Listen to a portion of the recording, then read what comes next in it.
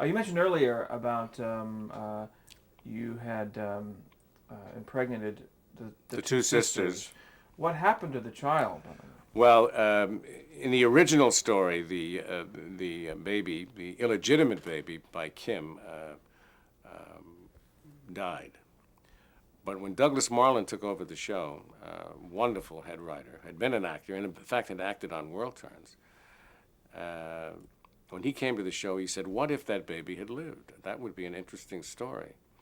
And at that time, Julianne Moore was playing Franny Hughes, my daughter, with Jennifer, the dead Mrs. Hughes, and I was married to Kim, um, the present Mrs. Hughes, also.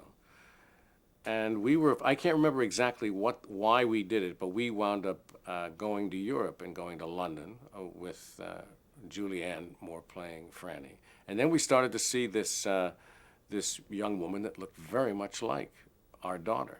And it was Julianne playing Sabrina, who had grown up in England. So we tracked her to England.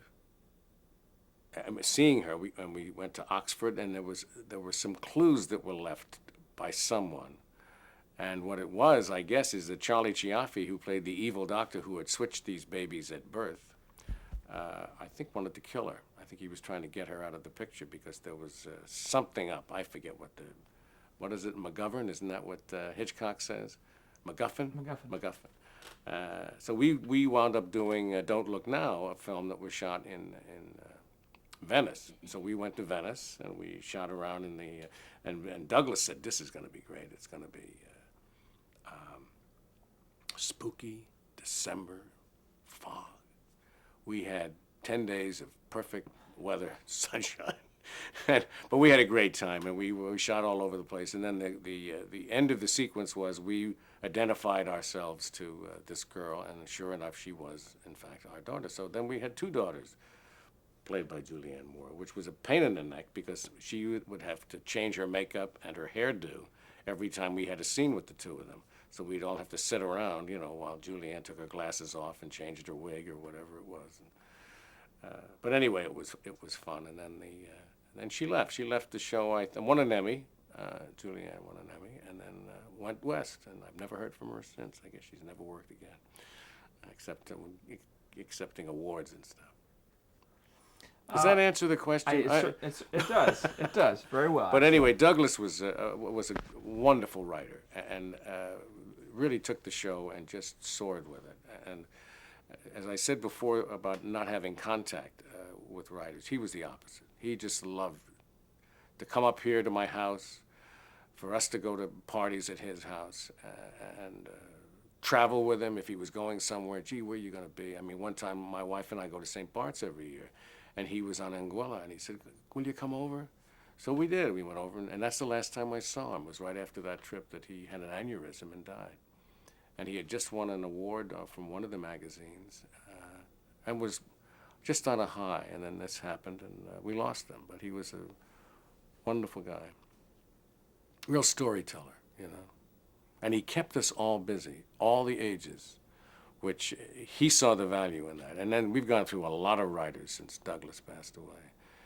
And in a way, they don't know how to handle us. They don't know exactly what, but they know there's a reason we're there. But they don't. I hope they never find out because I may be out of work. Speaking of writing, you became a writer on the series. I did. I wrote for Erna Phillips for about a year and a half, which was a really interesting experience. I thought I wanted to do that, except when you work as a scriptwriter for a head writer, you get these rather extensive, especially with Erna Phillips, there were extensive breakdowns. And there wasn't much to do other than to sort out her thoughts into dialogue. And she would even write dialogue in the thing. And usually she wrote the tag of every scene. So you could mess around with everything, but don't change the tag. And that went right through to the cast, too. No matter who wrote the scripts, they'd say, don't change the last line because Erna writes the last line. And sometimes that was true, and sometimes it wasn't. And now, when I wrote, nobody knew I was writing, so I would get a really bad line that I had written and want to change it, and they wouldn't let me, And finally, I would go to the producer who knew I was writing. we can change that. Erna didn't write it. I wrote it, and it stinks. We got to change it. So they would let me do it. Certainly give you a perspective about the process. Yeah, No? and then I wrote for Guiding Light for a while, but I also found out it's something I didn't want to do. I got it out of my system. It's a lot of work. At the time I was writing for Erna Phillips, I was on the show every day. And one week I did 5 shows and I wrote 3 scripts. And I tell you, it was just too much for me. You know? And also, she was very demanding. She would call me and say, "Where's the script?" And I'd say, "Erna, I haven't gotten the outline yet." "Oh, you don't?" "Rose, get him the outline." I mean, she would just, because she lived the show. I was Bob to her. I never was Don. And she called all of us by our character names. And she not only wrote our show at that time, she was writing Guiding Light too. And I'd be with her, and she used to dictate. And she'd say, and then Bob goes to the hospital, and that's the end of that show, and that's it. All right, now, Guiding Light. And she'd go right into the story of Guiding Light. And I mean, it was amazing. This woman would just spew this stuff out. And, and then she did a couple of other shows, too. Splendid Thing. She did Our Private World, I think. She did a show on ABC that Susan Sarandon was on, and Jim Noble. And she wanted me to do that show when they started it up, because she figured there was some value of having a recognizable daytime performer on a new show. But I was happy where I was. What was the key to her success, do you think? I don't know. She just struck a nerve, I think. And a lot of it's old-fashioned. It's the radio soaps, just transformed. It's slow-moving. It's simple people. There's always a doctor. There's always a lawyer. There's usually the well-to-do family, and then there's the family that's really kind of just middle class.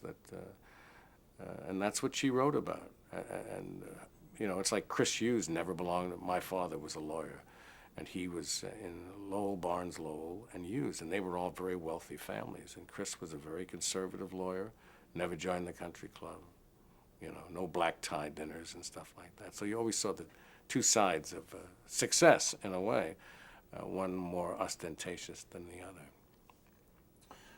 other. Certainly being on the show as long as you have, as well as experience in writing, what's the key to keeping a show fresh, do you think? Well, it's new material every day, whether it's good, bad, or indifferent. There's a new script every day. Some of the stuff we get is kind of bizarre. We've had some really strange writers. We had a crime king, Mr. Big, who was a midget one time. I mean, there's really classy operation right there. And man-eating plants and stuff like that. Well, that's not as the world turns, and it never was successful either.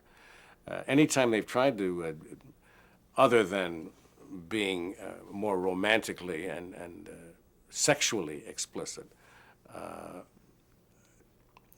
there's a lot of murders and stuff on the show, which if we had a murder on the show, that would last a year to solve that, and it was usually an accident or whatever. It wasn't a gangland. Now we have Dr. Moriarty, Anthony Herrera, who plays Stenbeck, who's a guy who's fallen out of airplanes, and he always comes back. I mean, this guy somehow lives like a cat in 9 lives. So he's kind of the villain that's always lurking in the back of Oakdale. Well, we never had anything like that before, or mobsters and stuff like that. No, it was like there was a show years ago called One Man's Family, which was just kind of this is what America is like, or supposedly middle America. On average, how far in advance would you get a script? Well, we get them I was there Monday, and I asked for next Monday's script, and it wasn't in yet. And now it's in the process somewhere. It's written. I have what we call holes, dates that I am supposed to do that show, right up until Christmas now. But they don't necessarily hold. When they start putting these things together, and we'll do what they call a 6-pack. We'll do 6 shows in 5 days. If the sets are up, we'll do a few extra scenes each day and pick up another episode. We take 2 weeks off at Christmas now. I would say the average, when I look at a script, is the night before. I'll take a look at it and see how much I have to do. If I have a lot to do, then I'll sit in here somewhere and learn it, mark it, learn it. If I have very little to do, I'll learn that when I get there. And that's according to where I sit. If I'm first up in the morning, I'm going to have to learn it the night before if I have any major thing to do. Because we go in at 7 o'clock and we start taping at 8:30. We block the whole morning's tape scenes. And then we go down to the studio and we shoot it movie style. We go from set to set. So you may be doing parts of 3 episodes, which we did the other day. We did parts of, I was supposed to work 3 days, and I did it all in one day. I did all the stuff because it was all medical stuff, and it all concerned one patient. So it was all in the ICU and arranging surgery and stuff like that. Took a bullet out of a guy's head. Bad luck. We had a stagehand now, Herb Gordon, that used to say he had a recurring nightmare that he's in a hospital on a surgical table, and he looks up and it's me looking down at him. What's your process of memorizing lines? Reading it. Usually, I'll read the whole scene, and then I'll take a page and then read the page, and then cover my line and read the cue line and then try to respond to it as best I can, and then I'll do the next page, and then I'll do 2 pages, and then if I have a lot to do, I'll work on it that way. And usually I'm pretty quick at it now. Not as quick probably as I was because I don't get that much to do. When I had 30, 40 pages a night, I really was quick at it. But now it's like we were talking the other day, when you're on a lot, it's easy. When you come in and do 1 show in a week and you've got something to do, and you want, see, having the mentality of doing live television, I want to do it right the first time. I want to, and I get up for it, and then if something goes wrong, you got to do it again and again and again. I find that hard to do, and especially if it's my fault. If I screw up, I really feel badly about it. Where a lot of the young people, we've got all this tape, doesn't matter, we'll do it again. Well, it doesn't matter. I want to get it right the first time. Let's talk about that, actually. Describe the challenges of when the show was switched from live to tape. Well, it got easier. Because the show also went to an hour, from a half hour to an hour. And when it went to an hour, they doubled the production staff. I don't mean the camera, but and they didn't double the cast. So we really worked. I mean, the first cycle, say the first 13 weeks, I had 2 major stories going on at the same time, practically. And I think I was in the first 39-hour shows.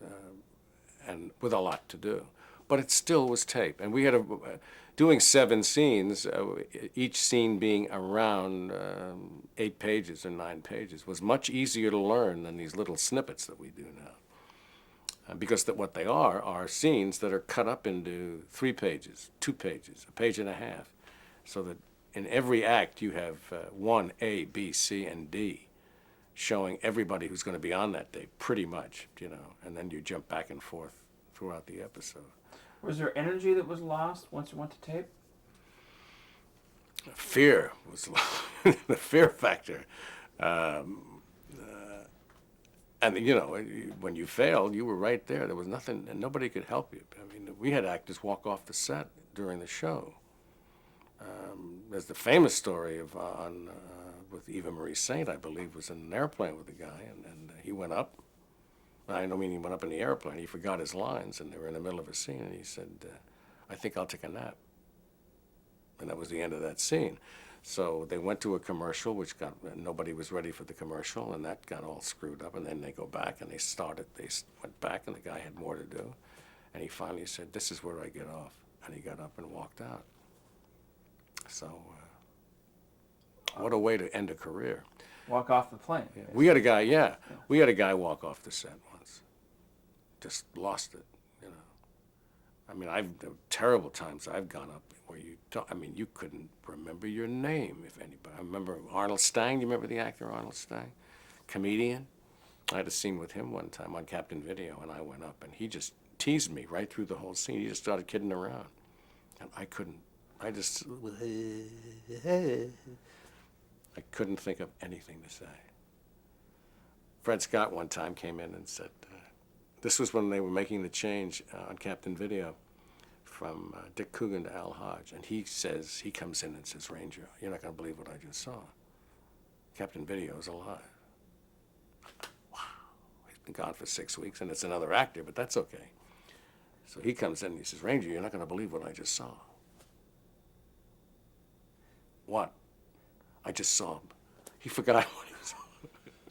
And I'm saying, I buried Captain Video, I think. I wouldn't say, you didn't see Captain Video, did you? So I can't remember how we got out of it. Finally, either somebody whispered it to him or yelled it to him. I don't know what, but he finally said it. But I tell you, I knew the answer, but I couldn't say it.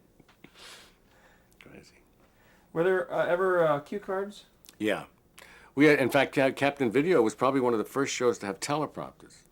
The guy that invented that, Fred somebody or other, but they were big. They showed a whole page, and now you see them now, telecue or whatever they are. They just all you see are they have them on the cameras now for the newsmen and stuff like that. But these were bigger ones originally, and then they reduced them in size. And on Edge of Night we had them, and the guys held them. But in World Turns, they were on the camera, to me, because it saved them 2 men, 2 stagehands, didn't have to hold these things. But they were on the camera, so if you forgot your lines, you looked right into the camera and tried to find out what you were supposed to say. They were useless. And half the time, when you looked at them, they were on the wrong line. It was just, we used them on Edge of Night because the end of every episode on Edge of Night, there was a tease about the next day's episode. And a lot of times, the tease was you talking into the camera because the other actor wasn't on. So you had to do kind of a little snippet of that scene. And we would read those because they were a page, and we hated to do them. One time, Dan McCullough, who was the announcer on As the World Turns, and he came down and did a Camé commercial on Edge of Night, and it was the new Zip Open Camé bar, and I had to do the tease after he did his commercial live, and he's right next to me, and I'm standing there waiting to do this page of tomorrow's episode, and Danny does the thing about, well, when you see this, and he's got the bar, and he says it's a zip open thing, and then the bar comes right out. Bar didn't come out. And then finally he covered and said, what, they usually come out very, and then they cut to me. Well, I'm hysterical at this point watching this guy. And I have to say this very serious thing, and I'm breaking up as I'm saying it. I would love to see that episode. But the funny thing is when you're trying not to laugh, it's like breaking up on the air, which we did once in a while. Your lungs fill up, or something happens, you don't breathe. You just keep talking until you run out of, because if you breathe, you'll laugh, I guess. But I felt like I was going to blow up, but I got through it somehow. But it wasn't one of my finer moments. As the World Turns, when did they stop? How long were the cue cards? When did they stop? When we went to tape, they were noisy too. And, and finally we just said, why don't we just get rid of them? We're not using them. Only time I ever used cards in my life was a special I did for CBS out in California, a musical thing that they put us all together and sing and dance, which I only did that once. And they had cards, and I'd never used cards. But the people who know how to use cards, the guys that do it, that hold them, they're terrific. They really were better than the prompter, because they moved around wherever you moved around, and you also saw a whole page practically, not just words with no heading. You didn't even, in our show, if you went up and you looked at the prompter, you weren't sure whether it was your line or the other guy's, because there's no heading other than at the top of the sentence or the paragraph. So you just see a lot of words. A terrible feeling. How medically accurate is the series? At times we have been, and other times. Erna Phillips was not. She would fudge names of diseases that she could do whatever she wanted with it. We have done some stories that are accurate. The hospital has become, we all do everything now. I'm actually, I'm the chief of staff. I'm also an internist with a specialty in cardiology. but we do everything. I mean, I do everything but deliver calves. I mean, Larry Brigman plays another internist, cardiologist, and he's taken bullets out of me and sewn up people and whatever. We do whatever wherever we're needed. So the structure of the hospital is kind of bizarre in a way. Are there consultants that have taught you? Oh, how we to- have. Oh, yeah. We have a consultant on the set, and more often than not, they're ignored because wait a minute, now this is a television show. You can't hook up this. You'll have somebody with a brain operation, and she says they got to be flat. Well, they can't be flat. We can't shoot them if they're flat. So we put the, you know. But anyway, it's we try to use the advice of the advisor, and a lot of times we can, and other times we can't. And we're very conscious of that, especially Brigman and myself, because you don't want to look stupid. A lot of hospitals watch this stuff. And yeah, somebody just got the chair. Did you see that? But it's, you know what they say to us? You're having a reality intrusion. Forget it. We got to shoot it this way, and you got to say this.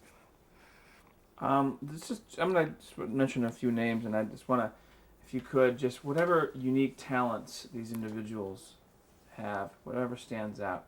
Helen Wagner. Helen's incredible. She's 84 years old now, and this is, 2002. She was on the first episode of the show, and did a lot of television, did theater. She was in Oklahoma, the original Broadway play Oklahoma. And she plays my mother on the show. And, it really is a family show. We all get along pretty well. And she's a tough lady. And at 84, she's amazing. Don McLaughlin. Don McLaughlin was one of the best men that ever walked on this planet. He was a wonderful actor. And in fact, when Leslie and I were married, he was our best man. And he is one of Kate's, our daughter's godfather. Just one of the funniest, neatest guys and best actors I've ever worked with. Santos Ortega. Santos Ortega.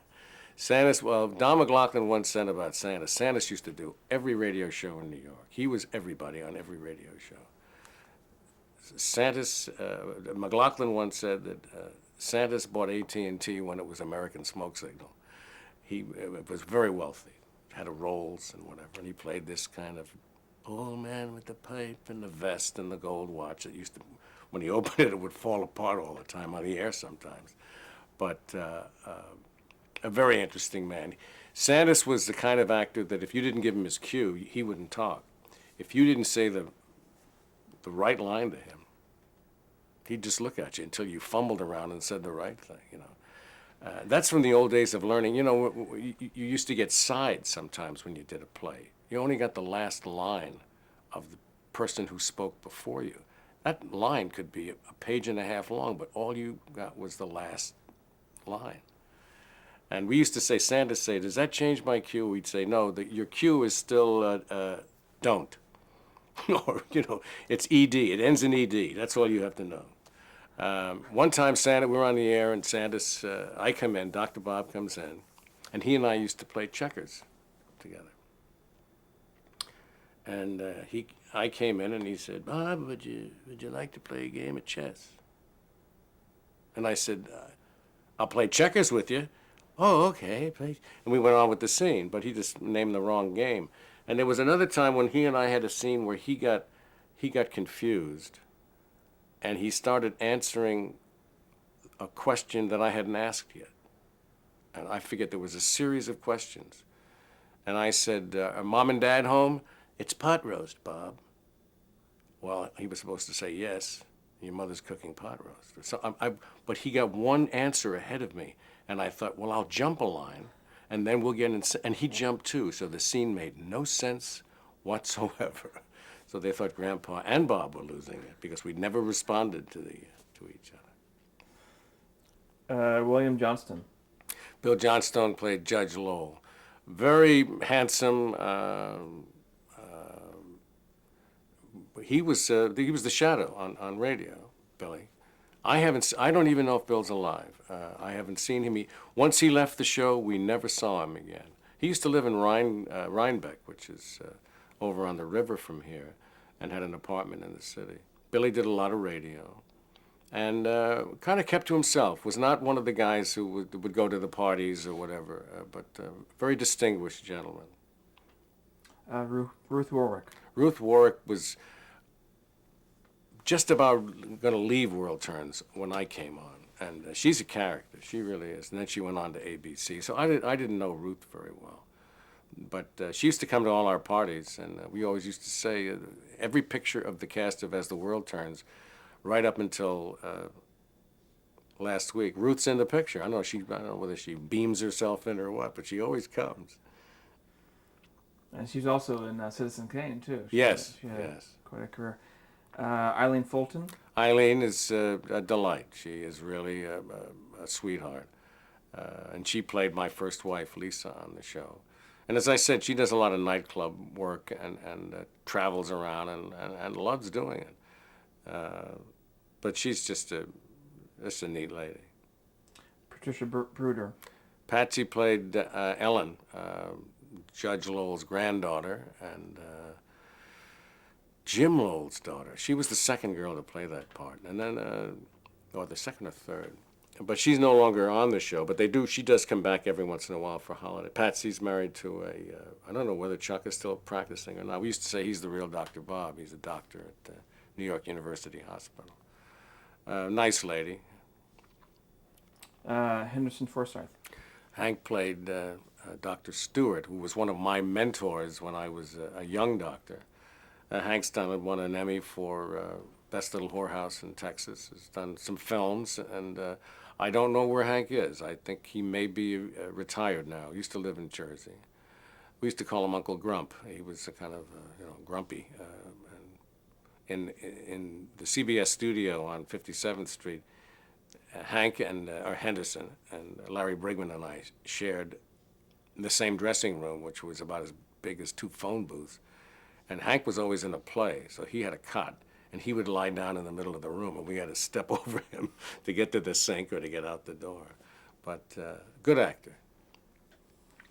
Over the years, what are some of your favorite storylines, or what really stands out as a lot of the stuff that Douglas Marland did? The one, because anytime you get to go to Venice and London and shoot, when you've been boxed up at the Dairy on 57th Street all these years, that was great.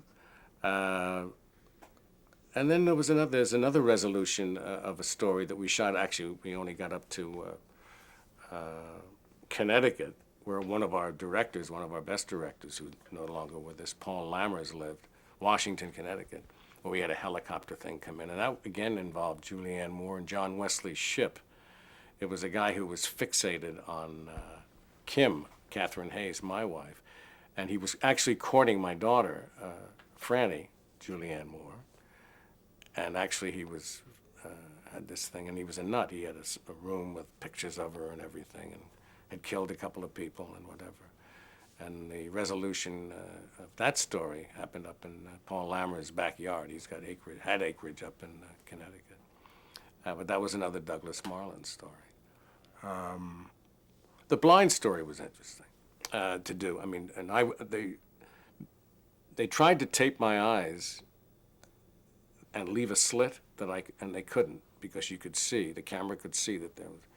So I had to be on a live television show, blindfolded, with a lot of stuff to do. So that was a bit of a challenge, because there was no prompter, there's no, and I used to say to Charlie Paul, who was the organist, he would start the theme, and it wasn't it. And I'd say, Charlie, don't do that, because if you start the theme, I think we're on the air, because I'm already taped. One of the funny things that happened one time, and it didn't happen on the air, but it happened in a dress rehearsal.